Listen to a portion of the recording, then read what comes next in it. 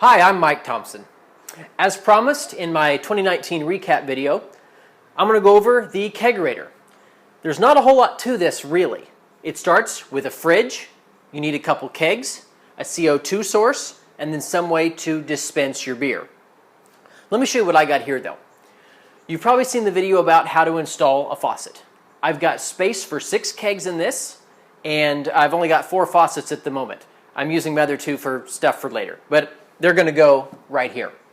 Now, why did I choose this? This is a Kegerator, a refrigerator designed for kegs. A lot of people go with a Kegerator, which is a chest freezer that opens from the top that's designed to hold kegs. Well, a couple reasons.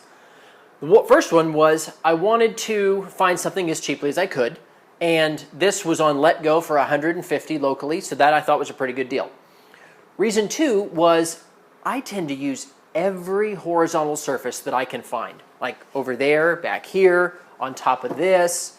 And so if I'm going to use a Kegerator, I've got to have space to open this lid. I can't set anything on top of that lid, nor can I really store anything up above it. So that's out. Whereas here, I've got the whole top surface of this to store stuff, which is really nice. And third, it comes down to simply muscles. Look at that muscle there. Lifting a full keg up and over the wall of something that's 30 inches high and a couple feet back is very hard for me to do. And so with this, I have a front-loading design, so it's very easy to get things in and out. That's why I went with this. Oh, I also have a usable freezer. I've got tater tots, shrimp, and some popsicles in there. So that's why I went with this. 3 main reasons.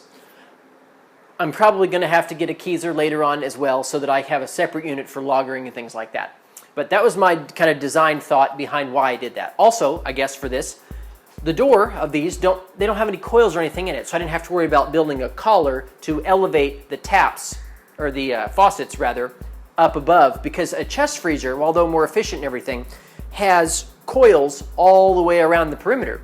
And so you have to build a collar. You have to remove the lid, build a collar to go around, and then remount the lid to that collar. And that just was also another nightmare I didn't really want to mess with at the moment, but I will eventually. So I've got 4 taps at the moment here. I've got my throttle, my prop, my mixture, and my flaps.